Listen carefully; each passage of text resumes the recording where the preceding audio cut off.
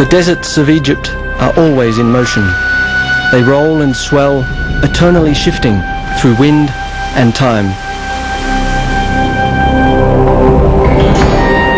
Rising from the desert rock are the marks of man. Remnants of their tools remain, but the intellect that conceived these marvels is shrouded in mystery. New research sheds light on some of the most persistent questions about what the ancients knew. I've always been fascinated by ancient civilizations, and it is a fascination driven above all by the grand monuments the ancients have left behind. But the more I study those monuments, the more I learn about them, the more my mind keeps returning to the same simple but perplexing questions. What was the science, what was the technology that made these monuments possible? Where did it come from, and what were its legacies?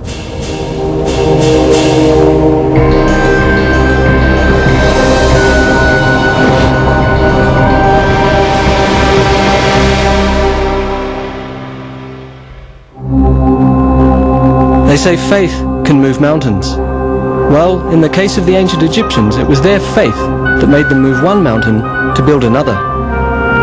To do that, they invented not tools, but clever techniques and methods. I flew to Egypt, looking for remnants of their ancient past, to uncover something new about the ancient legacy.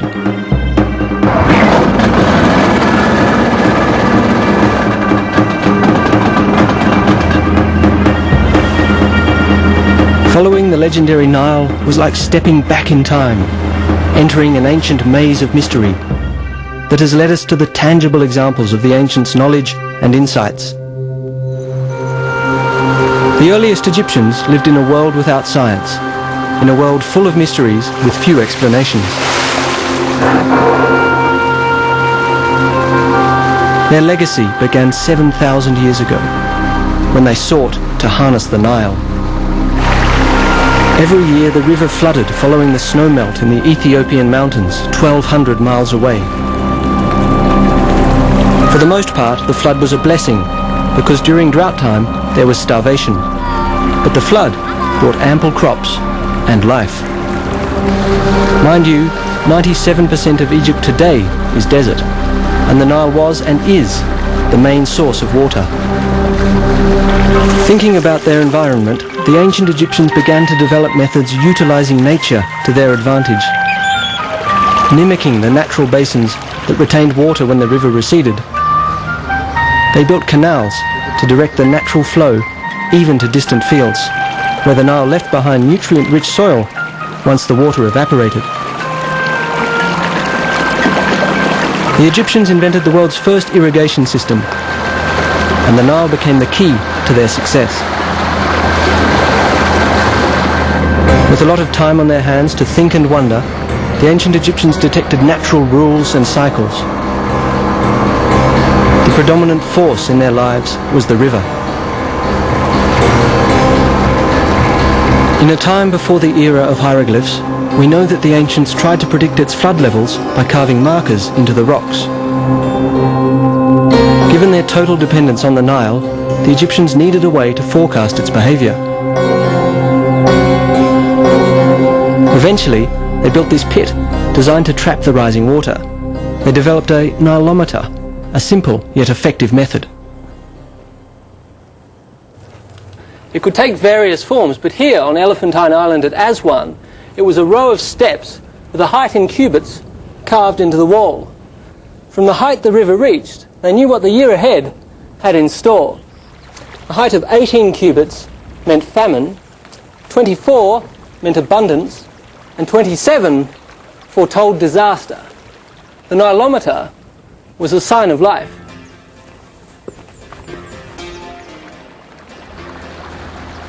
Following the cycles of nature, they formally divided their year into 3 seasons. First came the flooding season, then the outflowing season of sowing and harvest, and finally the inevitable drought that lasted until the life cycle of the Nile repeated itself. The ancients divided each season into 4 months, with the moon defining each month as a cycle of 29 to 30 days. From their Sumerian neighbours, the ancient Egyptians had already adopted a 360-day calendar. But the moon as a marker turned out not to be precise enough, at least not when it came to predicting the flood.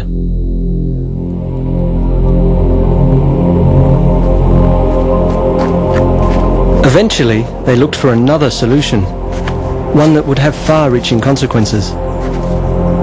Step by step, they tried to find ways to order their world. And while discovering the rules and cycles of the night sky, the Egyptians noticed a particular star. Sirius, Sepdet as they called it, rose once a year in mid-July around the beginning of the flood season.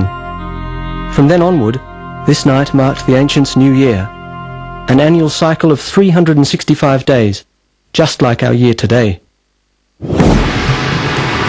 Their desire to divide the day and calibrate time motivated the Egyptians to create markers of their own.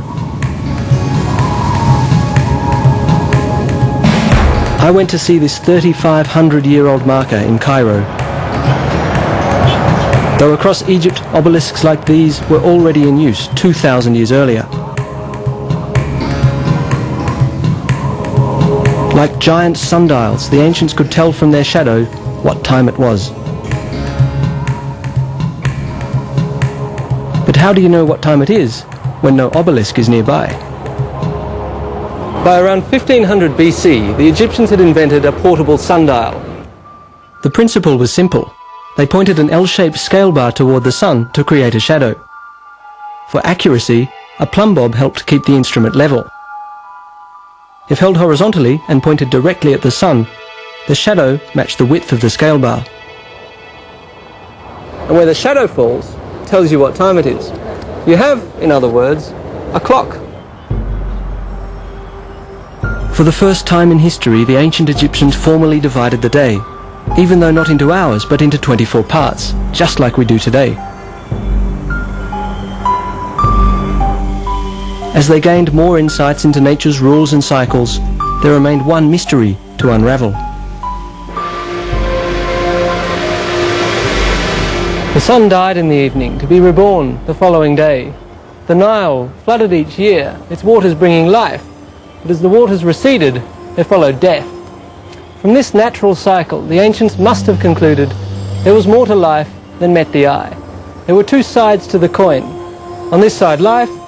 On the other, the afterlife. But there was a catch. Just as you needed a body for this life, so you needed a body for the afterlife, ideally your own and intact. And that would have a ripple effect. In the early days, the Egyptians buried their dead inside the earth, wrapped in linen beneath the shifting desert sand. But sandstorms would regularly devastate their gravesites and scatter the remains of the ancestors across the desert floor, destroying the bodies they so desperately needed, because without an intact body, they believed, there was no afterlife. So they began to find other methods and dug deeper into the desert rock, creating safer resting places. That is, for those who could afford them. Tomb construction followed a basic design. They dug a shaft with one or more chambers at the bottom. Once the deceased was placed inside, the shaft was sealed with sand or a heavy rock, and the entrance covered with mud bricks. This is one of the oldest mud brick tombs remaining. And while this is a large one, they took on individual sizes and shapes. Whether square or beehive, the covers expressed the Egyptians' idea of the primeval earth mound from which all life had once emerged, and from which the dead were resurrected. As longevity became an issue, they replaced mud brick. For regal burials, the ancients now used stones, still shaped like mud bricks, but they were more durable.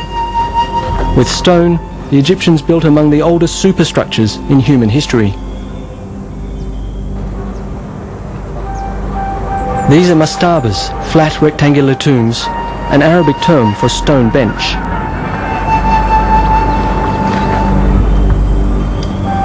Mastabas became a mark of status. I noticed here at Giza that with time the stone blocks became larger and the tombs more elaborate.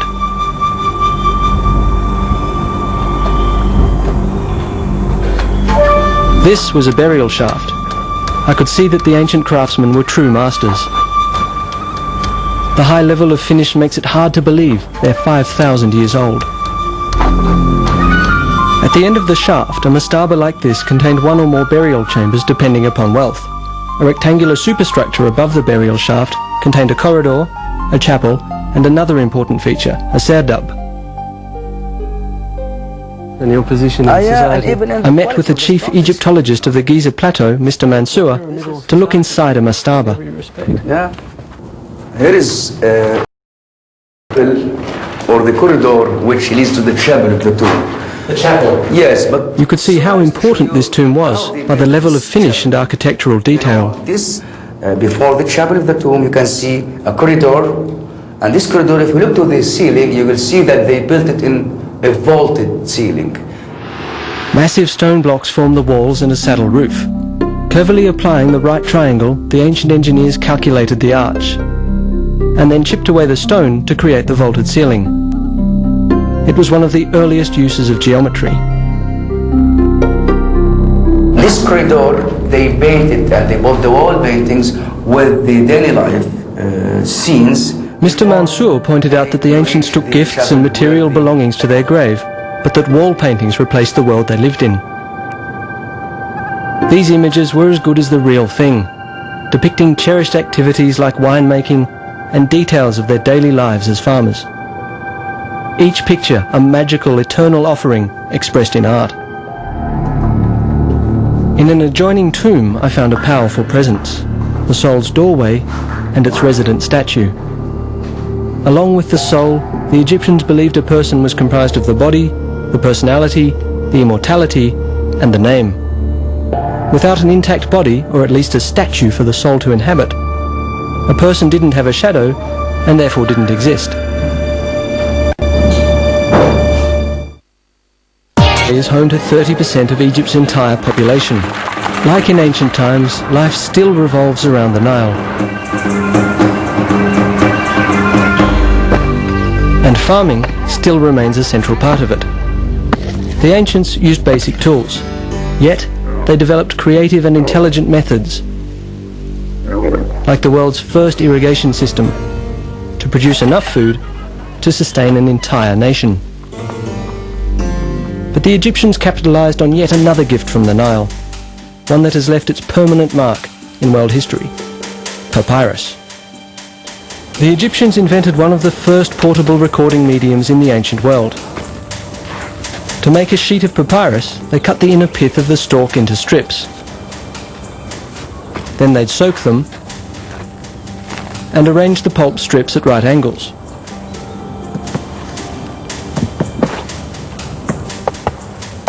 Pounding began the fibre fusing process.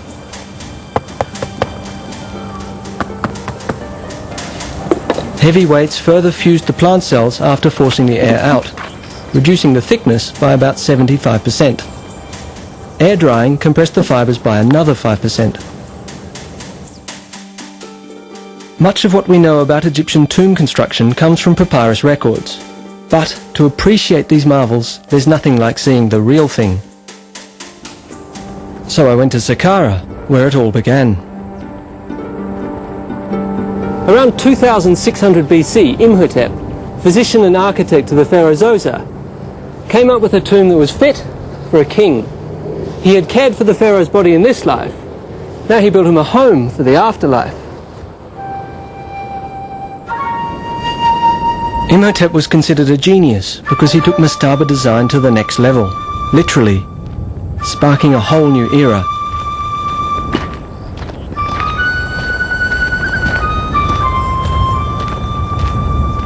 Imhotep started with a mastaba which he expanded on two sides and built from the ground up, a 4-step pyramid around it. While he was at it, he superimposed another even bigger construction over the first, until he had created a tomb with 6 steps, reaching over 200 feet into the sky. The subterranean chambers he connected by a 3.5-mile long maze of shafts and tunnels.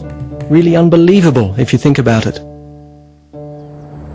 We have no record of what went on in Imhotep's head, but his innovative design really speaks for itself.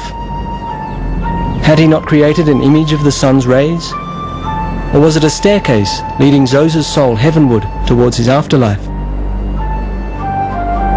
Imhotep's step pyramids stunned the ancient world, and Zoser's tomb became Egypt's first pyramid.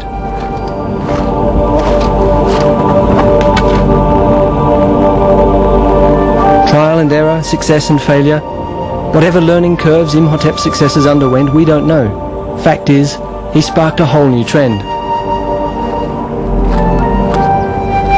How many attempts failed, we'll never know. Half a century later, either King Huni or King Sneferu took pyramid design to new heights. Experts don't know which one was responsible. To build higher, they experimented with a square base at Maidoom. But the sky was the limit, and after relocating the gravesite to Dahshur, Sneferu started a new, even more ambitious project. At first, it seemed to work. Except 1/3 into the construction, Sneferu's ambition was curbed by the slope. One theory is that the tremendous static weight may have caused cracks on the interior walls.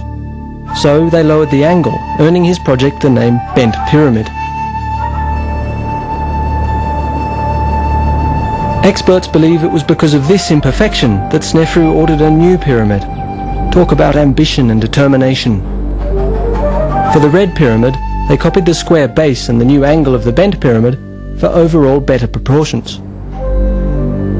It may look like trial and error, but over time they learned to carefully calculate their constructions. The Rhind Papyrus dates from 1650 BC. While it's a copy from an earlier document, it may still be older because the era of pyramid construction had ended around 150 years earlier. It's a 15-foot long scroll. This part shows that the ancients came up with a formula to calculate the perfect proportions of a pyramid, and that they had a basic understanding of the principles underlying the Pythagorean theorem 1,000 years before Pythagoras was even born.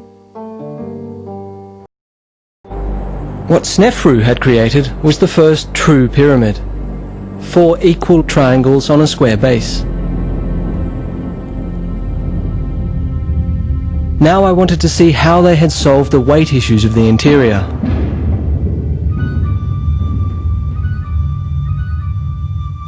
A corridor leads into 2 antechambers and 1 burial chamber.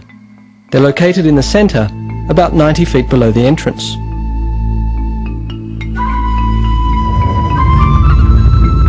Given the size and weight of these blocks, the precision with which the Egyptians set them is really impressive.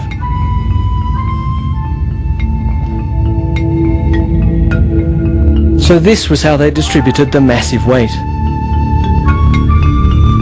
They built what architects call a corbelled ceiling. This one is over 40 feet high.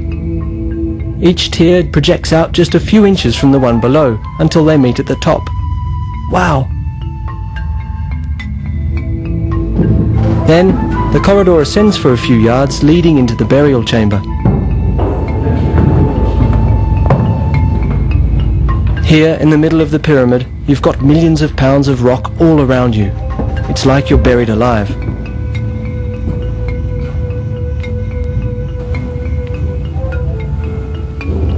The robbers have long since cleaned this place out, but the air in here smells like it hasn't changed in thousands of years. No fresh air gets in through this narrow passage, although the ceiling is 50 feet high. Stuffy doesn't come close.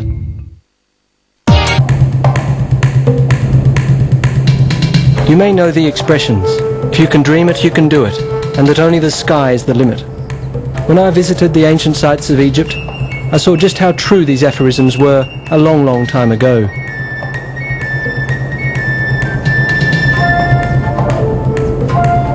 The ancient Egyptians created some of the most enduring structures in human history.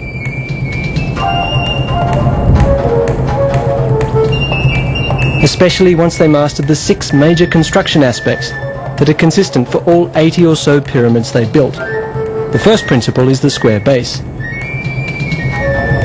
To get a perfect square, they marked the 4 corners of the pyramid, something they probably did with strings. Precision is important, because if the sides aren't exactly even, you'll run into problems higher up. In a second phase, they built a rough stepped core. like here at Giza outside Cairo, where it's possible to see the various layers. Much of what remains today is this core. This one is the biggest pyramid of them all. It is the tomb of Pharaoh Cheops, who ruled Egypt in the middle of the 25th century BC. Rising almost 500 feet above the desert floor, this was the tallest building in the world for nearly 5,000 years. Nobody knows exactly what their techniques were, because over time the traces of their construction methods have been erased, eternally sparking new theories. The third feature is the location and orientation of the pyramid. Since King Sneferu, all pyramids now faced east-west, equating the life and death of the king to the rising and setting sun. Orienting the pyramid in the right direction seems to have been no problem for the ancients, because the mean error on most pyramids is less than 1 degree. Selecting the location also included the aspect of sufficient construction material. For the foundation and the inner core, they used as many limestone blocks as possible from the immediate site. Experts have done the math. A pyramid like this required nearly 2.5 million stone blocks, a virtual mountain.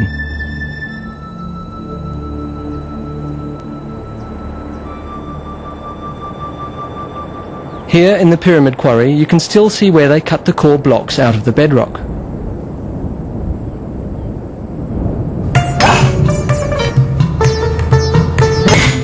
Even today, quarrying is hard work and takes a lot of muscle, both human and mechanical.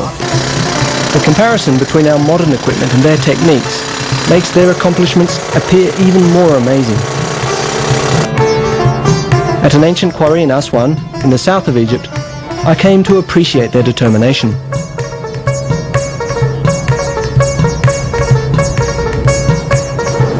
This is a block of dolerite, and believe it or not, it was all the Egyptians needed to quarry huge blocks of granite. They'd use it much like a sledgehammer, pounding away till they had holes like these, and eventually they'd have a trench. The work must have been extremely tedious, but it was very effective.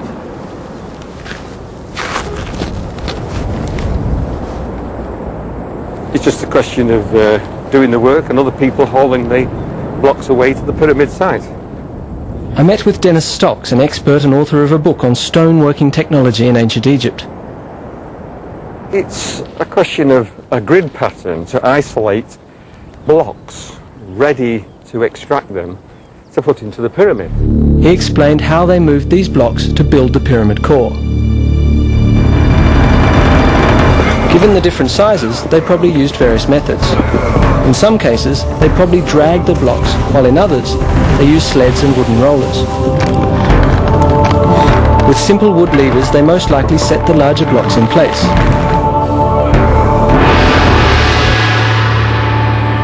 At the top, the rocks are much smaller and could probably be set by hand. In the fourth phase of construction, they filled in smaller stones to shape the actual pyramid.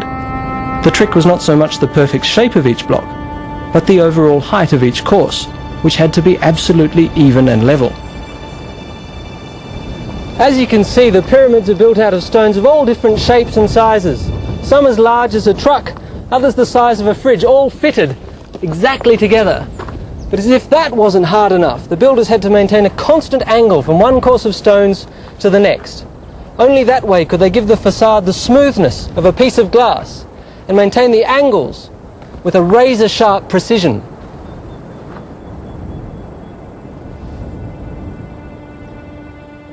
The fifth aspect of pyramid construction was the right angle, the slope, and its proportion to the square base.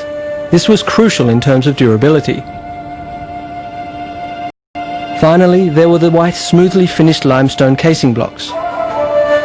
In most cases, they've been stripped away as the pyramids themselves became quarries. The cap on Cheops' son, Khafre's tomb, is a remnant of that.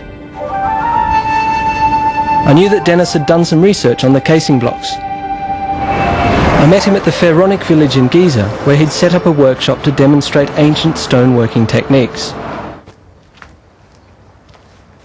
When I arrived, Dennis was just setting up a limestone block. Very good, thank you. The tools he prepared were surprisingly simple. I was curious to see how they'd used them. Jack, come and have a look at this over here. What have we got here, Dennis? Well, this block of stone is similar to the type that they would use in the Great Pyramid, particularly for the casing blocks. How did they get the block smooth enough to serve as a casing? Well, to start to get it smooth, we would use a tool like this. This is a copper chisel, and the copper came from copper ore, which comes from the Sinai. Dennis told me that the ancients used 3 naturally occurring materials: copper ore, flint and sand. From copper ore they made chisels, adzes, borers and drills. I always thought that copper was a very soft metal. How can you cut stone with copper? Now the secret with this is that it's hammered cold, not like a modern steel chisel, and that hardens the edge if it's left to cool naturally. Okay, and then you can cut the stone? Yes, it's quite simple to do. You just get the chisel, put the edge on, and then gradually chip away by altering the angle of the chisel in order to get a clean cut along the stone. And that gives you a cut that's smooth enough to build the casing stone? Yes, eventually you would get it quite flat. But then there's another technique they could use, which is using a flint scraper. Has a sharp edge along there and can be used like this. Just angle it at the stone and gradually scrape away the high points like so. Now, Jack, why don't you have a go yourself with this? Oh, it's quite soft, isn't it? Yeah. So you can really just... and so with this thing, you just even away all the rough edges. You can gradually get that even down until you get a smooth surface. Polishing is one thing, but how do you know when you've got the finished product? How do you know that your surface is absolutely flat? Well, let me show you. First of all, they needed an accurate tool to test the surface as to see whether it was flat or not. Really, what it amounts to, if you just hold that for me, Jack, and stretch that out tight on the surface like that. Now, what this is, are 3 rods that are all the same length. Now, this is extremely important, so that when the string is taut, you can check underneath the string with the rod to see if there are any high spots, like so. So if we touch the string, we know that there's a bump right there. Yeah, if the string lifts up like that, you know that there's a bump. Unbelievable. This technique was really clever, but if you think of the millions of stone blocks that required such detail, I was sceptical as to how effective it had been in the field. So I challenged Dennis to a little experiment. If we walk along this way, you'll see that blocks are in a line and they seem pretty level with each other. How did they keep them so level? Well, they had to use a means of testing them. So we'll test them and see how good they are. Let's use the old levelling tool again. Our old friend. The rods and string. Yes. You place your end on that block there, and I'll try this block here. And we'll try your block first with the testing rod. Oh, So that's brilliant. pretty good, isn't it? Pretty perfect. That's good there, but this is the bit here. How's this level here? Oh, yes. You've got to have nothing but admiration for them. So they've got it exactly right. Absolutely right. So the blocks are level. But that wasn't enough. For the pyramid to remain stable, the blocks had to be horizontal. Dennis had brought another ancient tool. Now, we can use this A-frame to check whether the block is truly horizontal. Horizontal like a surface of water. Yeah, in fact, we can use the surface of water to check that the frame is accurate. And we do this by marking a line behind the hanging plumb line.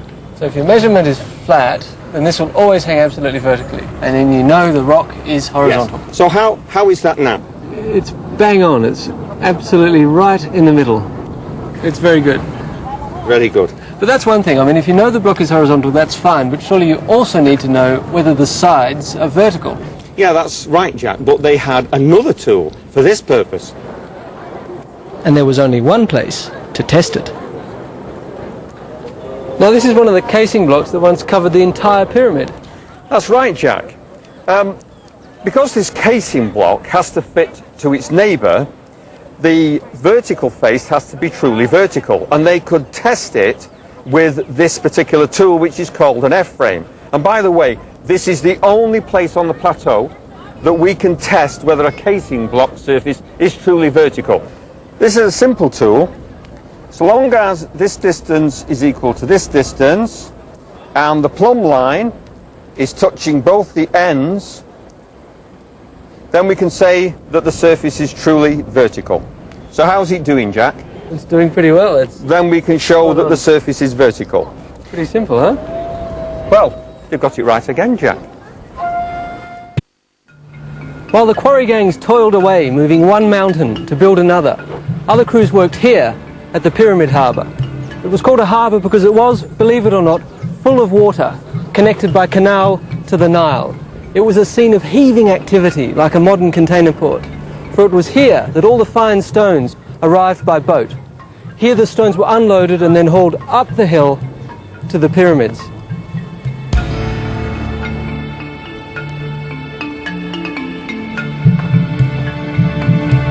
The ancients knew that the angle of the ramps was crucial. Between 6 and 7 degrees was perfect to defy gravity.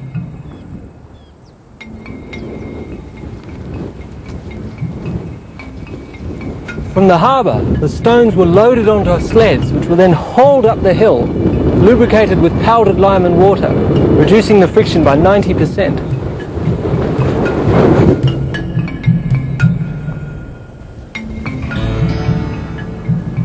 This is no hill. You want to haul a rock up? I wondered who the people were who dragged heavy stones up to the pyramids day after day during the 20 to 30 years of construction that it took to build these giants.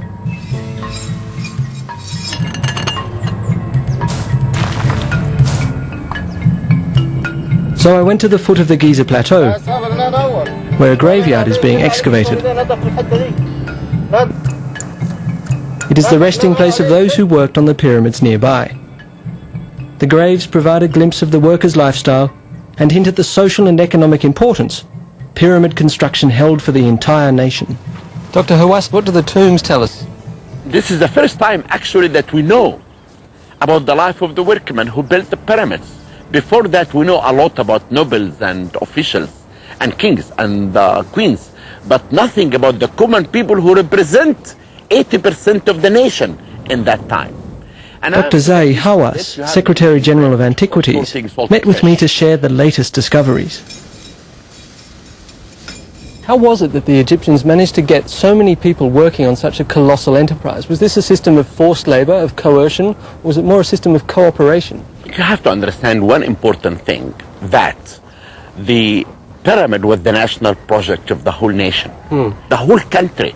The 1,600,000, who actually was the number of population in Egypt in that time, dedicated their life to build that pyramid because it is for the king, who is actually the god. So it's certainly not an army of forced slaves. No, we believe that the number of the workmen was only 10,000 workmen. Maybe 1/3 was actually a permanent workman who worked for the king permanently, and the rest will be workmen, young people who came through the support of the households in the Delta and in Upper Egypt. Contrary to what has been assumed, evidence emerges that the basic workforce, the muscle power in the construction of the pyramids, were not slaves, but devoted farmers. Every family had to send their share. You know, like today, if you go to any village in Upper Egypt or Lower Egypt, they do like the time of building the pyramid. If you try to build your house, you'll find that every day, every family in the village will bring you food. Building the pyramid was the same like this. What about the Nile and the annual flooding that occurred? Did that affect the work on the pyramids? It does, but it helped in working the pyramid, because when the flood completely covered Egypt, there is no work for anyone.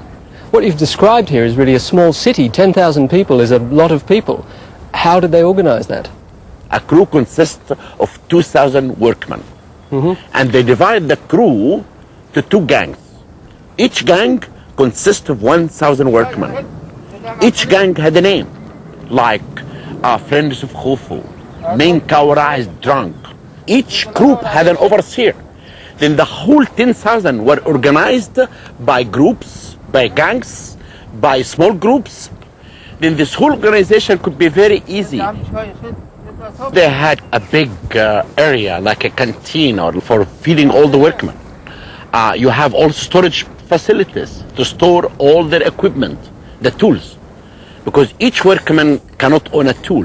The tools were owned by the government. They have people who take care of their clothes. They have people who take care of their food. They have people who really prepare everything for them. Like a pyramid. Yeah.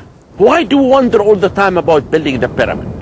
The administration of building the pyramid is more genius to anyone than really building the pyramid itself. And this is why the pyramids built Egypt. Because building this pyramid made them to know about art, technology, and science. The Egyptian faith in an afterlife spurred not only science and technology, but commerce. Like modern Cairo, the workers' village required a huge amount of supplies on a daily basis.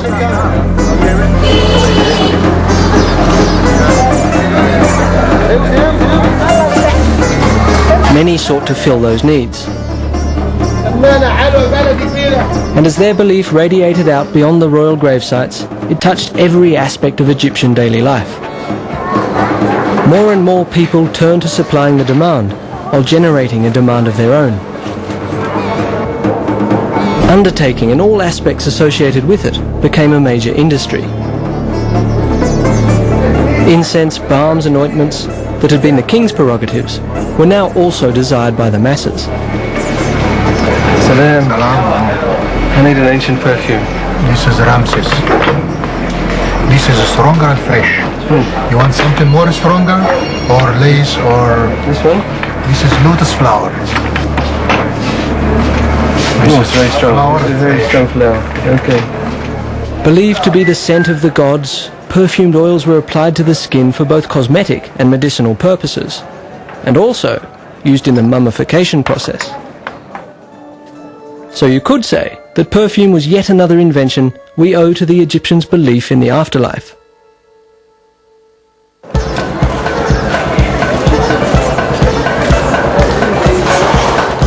They also created one of the world's most enduring fascinations. In the Cairo Museum, I saw some of the stunning results of the ancient undertakers' art and science. Though they are shocking in their stark reality, the mummies provide an invaluable record of the beliefs, the science and the lives of the ancient Egyptians. 6 feet tall, 90 years old, the father of 100 children during a reign of 70 years, the legendary Ramses II surpassed all Egyptian rulers. The mummification process during Queen Nedjemet's time included the tucking of natron, a naturally occurring salt, in packages under the skin and into the body's hollows. When she was found and transferred up the Nile to Cairo, the natron that had once dehydrated her body absorbed the moisture on the river, causing her dried skin to burst. King Sekenenra's mummy tells of a violent world which he left following a head wound sustained in battle. Amenhotep I, his grandson, is resting in a shroud adorned with flower garlands. Just like today, flowers were a token of love. The mummies tell us that the Egyptians set broken bones, performed amputations and suffered, like many of us, from arthritis. These silent messengers bear witness to a mastery of technology and an astonishing depth of knowledge.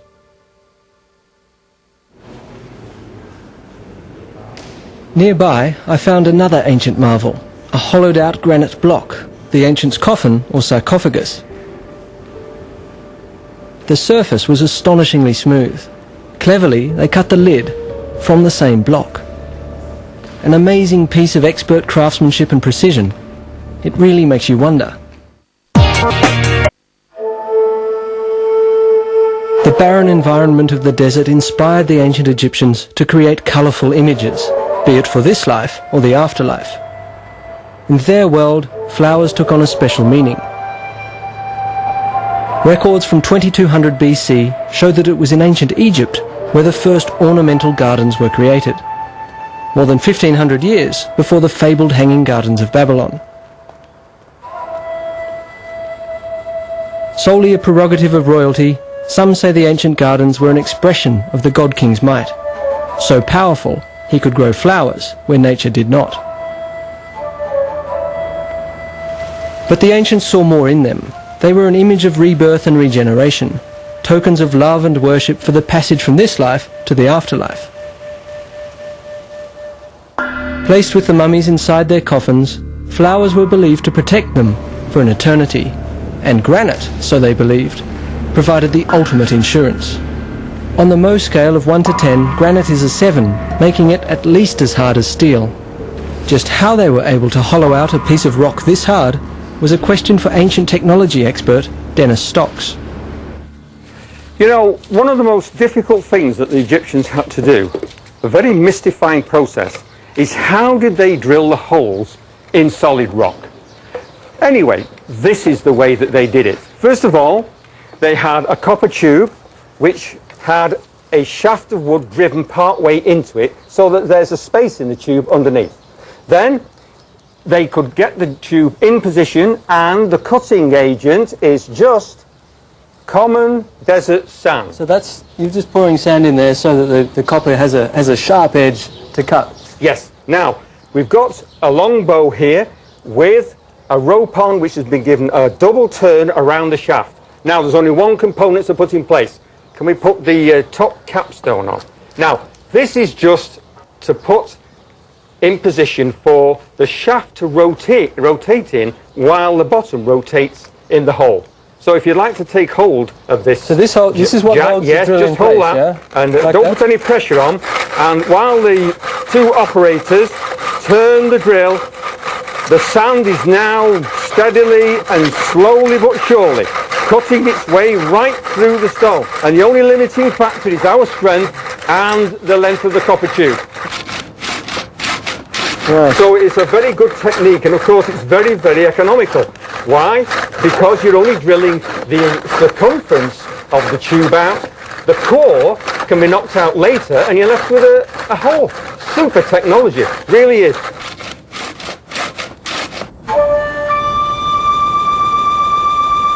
With basic tools but masterful application, the ancient Egyptians created world wonders.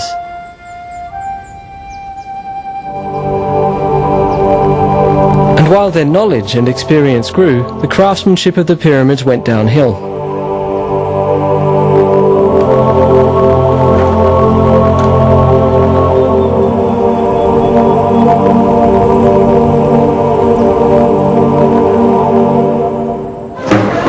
As industries expanded and diversified, social classes emerged that were no longer dependent on the royal family. Some historians also believe that wars, famines and a power shift to the south contributed to the decline. But it took another 1,000 years before the ancient Egyptians were dealt the final blow. A new faith arose, and while it also acknowledged the concept of a life after death, it argued that you didn't need a body to enjoy it. Christianity swept through Egypt, followed by other religions, erasing an over 3,000-year-old tradition in only a few centuries, eclipsing a culture and a lifestyle that had been shaped by the pyramids. In their quest for an eternal life, they leave behind a legacy of basic geometry, rudimentary science and seminal technologies, preparing the ground for intellectual growth elsewhere. When we think of the great intellectually and scientifically advanced cultures of the ancient Western world, we tend to concentrate on Greece and Rome. But both cultures achieved their greatness thanks in part to what the ancient Egyptians knew. Their knowledge did not remain trapped in these desert sands, but spilled out into the wider world, beyond the shores of the Nile, from where it eventually reached us, reminding us, in light of our own achievements in technology and science, that we stand in awe on the shoulders of giants known as the Egyptians.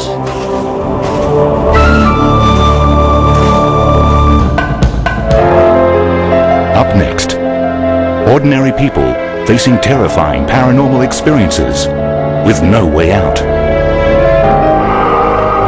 A haunting. Next.